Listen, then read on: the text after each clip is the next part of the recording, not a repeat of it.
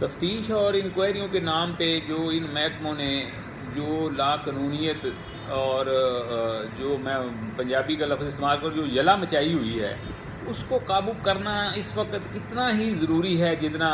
انسان کے لیے آکسیجن ہے. قانون کے لیے آکسیجن یہی ہے کہ یہ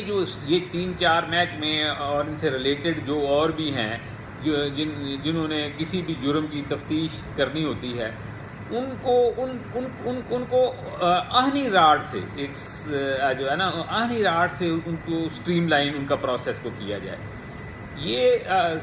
سال ہا سال یہ انکوائریاں پینڈنگ رکھتے ہیں اور اس کے بعد پھر جو چالان مرتب کرتے ہیں اس میں اتنے زیادہ لیکوناز ہوتے ہیں کہ جو قصوروار ہیں وہ بھی فوراً چھوٹ جاتے ہیں. اور بلکہ یہ الٹ ہوتا ہے کہ ان کی یہ لکھی ہوئی جو ایویڈنس کلیکٹ کرنے کی جو ان کو صرف ایویڈنس کلیکٹ کرنے کی اجازت ہے یہ وہاں جج بن بیٹھتے ہیں. فرض کریں میں آپ مثال دیتا ہوں کہ ایک مرڈر کیس ہے تو اس میں ایک بندے نے FIR لکھوائی ہے تو اس نے 4 بندوں کے نام لیے ہیں کہ انہوں نے میرے بھائی کو قتل کر دیا ہے. تو اب وہاں ایک ASI رینک کا بندہ وہ تفتیش 2-4 مہینے 6 مہینے لٹکا کے ان سے دونوں پارٹیوں سے پیسے بٹور کے تو آخر میں لکھ دے گا کہ جی ایک بندے نے قتل کیا ہے جی باقی بے گناہ ہیں.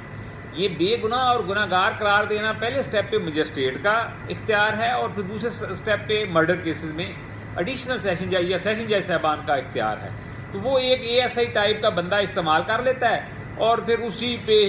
کے ہی لکھے ہوئے کی جو ہے نا ساری وہ جو ہے بات وہ نیچے سے لے کے اوپر تک عدالت عظمیٰ تک وہی چلتی ہے کہ نہیں جی تفتیشی افسر نے بے گناہ قرار دے دیا. حالانکہ تفتیشی افسر بے گناہ قرار دینا یہ لکھنا کہ تفتیشی افسر نے بے گناہ قرار دے دیا ہے اتنی بڑی لیگیلٹی اور ریگولیرٹی ہے کہ اس کا نتیجہ یہ ہے کہ اب ملک میں لا قانونیت ہے. کوئی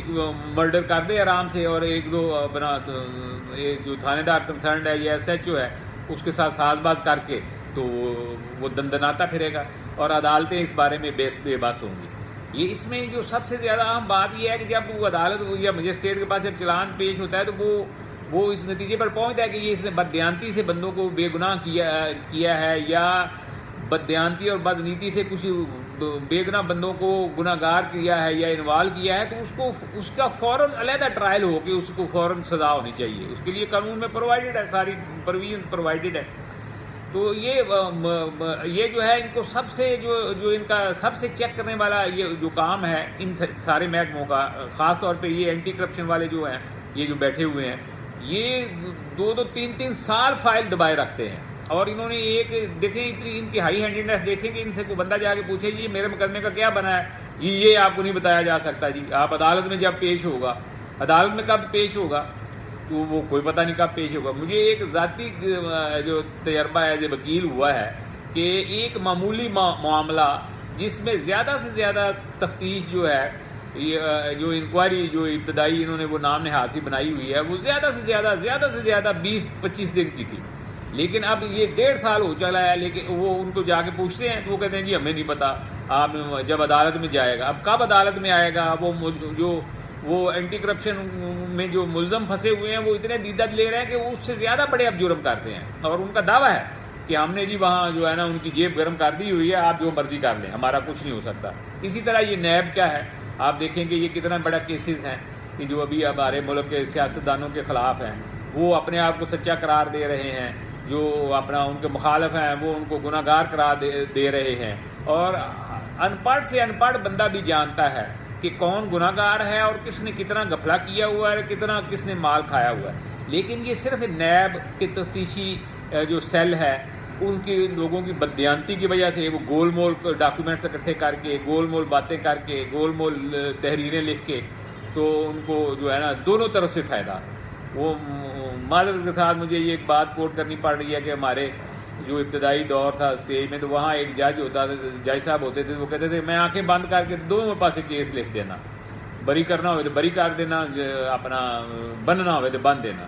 تو یہ اختیار نہیں ہونا چاہیے. یہ جو ڈسکریشن تفتیشی افسر کے پاس ویسے تو ٹرم ڈسکریشن عدالت کی جو وہ عدالتوں میں یوز ہوتی ہے لیکن یہ جو ان تفتیشی ایجنسیوں نے یہ جو ڈسکریشن کا لفظ جتنا مس یوز کیا ہے اور جس طرح جس بے دردی سے اور جس اپنا بے خوفی سے یہ اسے استعمال کرتے ہیں، اس نے ہمارے قانونی سسٹم کا ستیہ ناش کر کے رکھ دیا. ہمارا جو ہے نا وہ جو ہے یہ جو ہے وہ جو لوگ چیخیں مارتے ہیں وہ بالکل صحیح مارتے ہیں، وہ انہی کے ڈسے ہوئے ہیں. اب آپ یہ بتائیں کہ ان سب تفتیشی ایجنسیوں کو پابند کرنا چاہیے کہ آپ ترتیب کے حساب سے مقدموں کی جو ہے نا تفتیش یا انکوائری جو پریلیمنری آپ نے کرنی ہے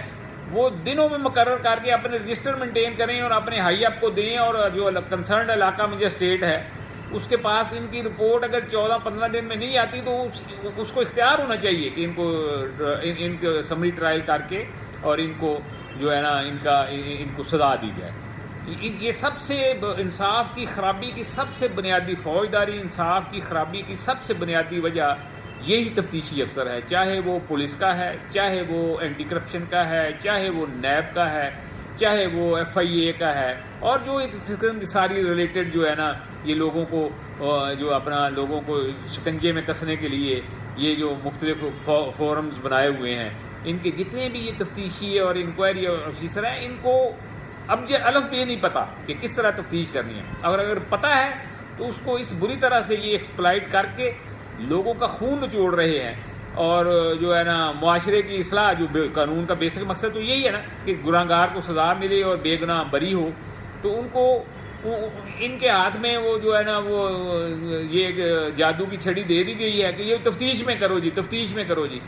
مجھے نہایت افسوس سے کہنا پڑتا ہے کہ عدالت عالیہ اور عدالت عظمیٰ میں کئی دفعہ پیش ہوتے ہوئے یہ باتیں سننے کو ملتی ہیں کہ جی ہم تفتیش میں انٹرفیئر نہیں کر سکتے. خدا کے لیے یہ بات نوٹ کی جانی چاہیے کہ تفتیش میں انٹرفیئرنس اور تفتیش کی سپرویژن کے درمیان ایک وہی باریک دھاگا ہے جو صبح طلوع ہونے کے وقت جو رات کے اندھیرے کو اور صبح کے جو ہے روشنی کو جو ان میں جو فرق کرتا ہے وہ ایک باریک سا دھاگا اس کے بارے میں مثال دی ہوئی ہے کہ یہ ایک باریک سا دھاگا ہے. یہ سپرویژن جو کرنی کہ مجسٹریٹ یہ دیکھے کہ اس نے ضمنیاں صحیح لکھی ہیں، اس نے ود ان ٹائم جو ہے نا تفتیش مکمل کی ہے، اس نے ریلیٹڈ جو ایویڈنس کلیکٹ کرنی ہے وہ کی ہوئی ہے، اس نے متعلقہ ایجنسیوں کو پوسٹ مارٹم رپورٹ اور وہ جو آتے ہیں فورینزک سائنس لیبارٹری کو وہ ساری باتیں کی ہوئی ہیں. اگر وہ نہیں کی ہوئی تو مجسٹریٹ انٹرفیئرنس نہیں ہے، مجسٹریٹ کو آتھورائز اسی وجہ سے کیا ہوا ہے. سی آر پی سی کا مطلب نو ڈاؤٹ کہ اس وقت کا جب یہ سی آر پی سی کو جو مرتب کیا گیا تو انگریزوں کی یہ خواہش تھی کہ اس محکوم علاقے کے لوگوں پہ پریشر کیا جائے، لیکن خدارہ اس بات پہ سارے قانون کو یہ رد نہیں کیا جا سکتا. کسی بھی مہذب معاشرے میں دیکھ لیں کہ تفتیش کا یہی طریقہ ہے جو اس کوڈیفائڈ لا میں موجود ہے، جو ہمارے ملک میں اس وقت رائج ہے، لیکن اس کو اس پر عمل کرنے والے لوگوں کی بددیانتی، بدنیتی اور ان کے سو کالڈ اپنے اصول بنائے ہوئے نے اس کو برا نام دے دیا. ادروائز یہ اس پہ اگر اس کے لفظ بلفظ اس پہ عمل کیا جائے تو یقین کریں کہ جو ہے نا 90% انصاف تفتیش کے درمیان ہی ہو جائے. ہاں تفتیشی کو سب سے پہلے خدا کا خوف ہو، اور اس کے بعد اس کو خوف ہو کہ اگر میں نے یہ غلط کوئی جو ایویڈنس لکھی یا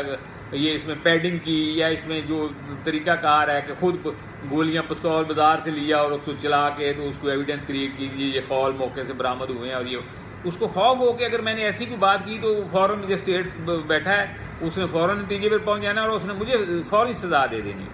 تو یہ جو ہے یہ میری ویڈیو میں یہاں اس بات پہ اختتام کرتا ہوں کہ ان ساری جو تفتیشی جو ایجنسیاں ہیں